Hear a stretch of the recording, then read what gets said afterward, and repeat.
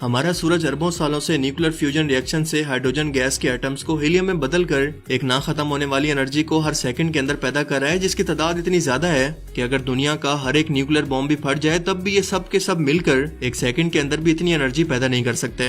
ये एक natural process है जो कि मुसलसल जारी है। बिल्कुल इसी कॉन्सेप्ट को कॉपी करने के लिए इंसानों ने भी एक ऐसा ही ना खत्म होने वाला एनर्जी का सोर्स बनाने की कोशिश की है, जिसे फ्रांस में यूरोपीय यूनियन, बर्तानिया, रशिया, साउथ कोरिया, चाइना और बर्तानिया जैसे मुल्कों के ताउन से तैयार किया जा रहा है। यहाँ पार्टिकल्स को तोड़कर घुमाने के लिए जो मैग्नेट इस्तेमाल किया गया है, इसे अमेरिका ने तैयार किया है, जो कि इस वक्त दुनिया का सबसे ताकतवर मैग्नेट है और इतना ताकतवर है कि एक हवाई जहाज को भी 6 फुट की ऊंचाई पर हवा के अंदर उठा सकता है। इसके अलावा 1 लाख टन वजनी बहरी जहाज को भी अपनी बेपनाह ताकत से ये खींच सकता है। यह मकनातीस 14 फुट चौड़ा और 60 फीट ऊंचा है, जो कि सुपर मॉसल यानी सुपर कंडक्टर मैटर इस्तेमाल करते हुए इतनी शदीद मकनातीसी कुव्वत पैदा करते हैं, जो कि जमीनी मकनातीसी मैदान के मुकाबले में 28,000 गुना ज्यादा है। पिछले 70 साल से मुसलसल कोशिशों के बावजूद भी जमीन पर अब तक कोई ऐसा एटमी रिएक्टर बिजली घर नहीं बनाया जा सका जिसके अंदर फ्यूजन के अमल को काबू में रखते हुए कमर्शियली तौर पर एनर्जी को पैदा किया जा सके। लेकिन अगर इंसान इसमें कामयाब हो जाते हैं तो एनर्जी का मसला हमेशा के लिए बिल्कुल खत्म हो जाएगा और इंसान जितना चाहे जब चाहे फ्री के अंदर बिजली इस्तेमाल कर पाएंगे।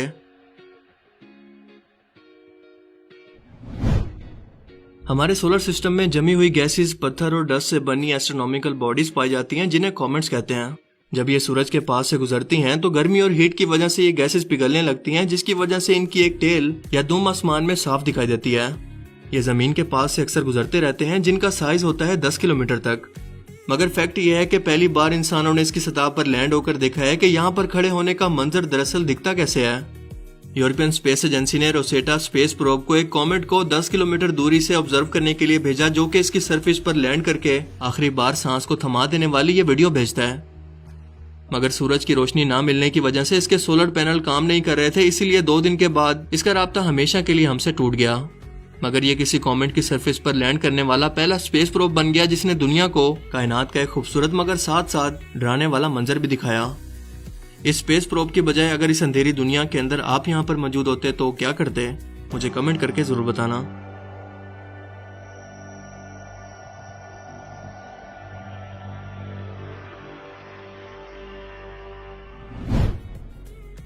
ये बज़ाहिर तो एक आम सा दिखने वाला पेपर क्लिप है, लेकिन क्या आप इसकी खासियत जानते हैं जो कि आपको हैरान कर देगी? वो ये है कि आप इसे जितना मर्जी और जिस शेप के अंदर मर्जी मोड़ दें, मगर ये अपनी ओरिजिनल हालत के अंदर वापस आ जाएगा। जी हाँ, ये एक स्मार्ट पेपर क्लिप है और इसकी एक अपनी मेमोरी भी है, एटलीस्ट मुझसे तो ज्यादा ही है। दरअसल ये एक खास किस्म के मेटल नाइट नॉल से बना है, जो कि टाइटेनियम और निकल के मिक्सचर से बना होता है। इसे गर्म टेम्परेचर पर जो भी शेप दी जाए इसे याद कर लेता है और इसे पानी में डालते ही इसकी मेमोरी वापस आ जाती है ना अमेजिंग?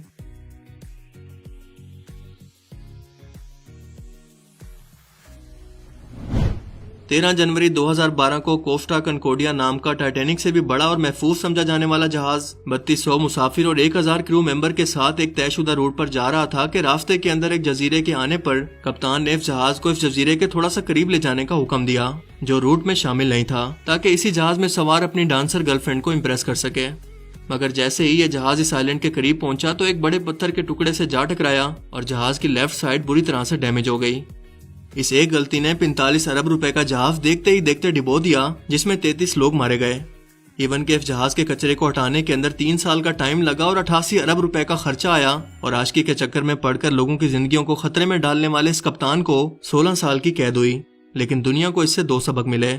एक तो ये कि जो दुनिया का सबसे महफूज तरीन जहाज है उस पर भाई साहब कभी सफर न करना, और दूसरा ये कि हर कामयाब मर्द के पीछे औरत का हाथ नहीं होता, बल्कि कई मर्दों को बर्बाद करने के पीछे भी इनका हाथ जरूर हो सकता है।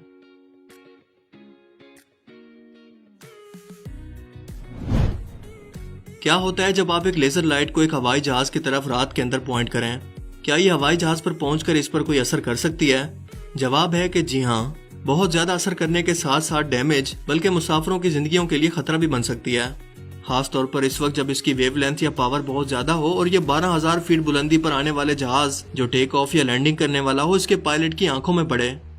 जमीन पर खड़े होकर बेशक इसकी शिद्दत आपको ज्यादा ना लगे, मगर आसमान में मौजूद जहाज की मेटल बॉडी तक टकराने से पहले ये लेजर लाइट बहुत ज्यादा फैलकर पायलट को कुछ इस तरह से आर्जी या हमेशा के लिए अंधा कर सकती है, जिसकी वजह से मुसाफिरों की जान और जहाज को खतरा हो सकता है।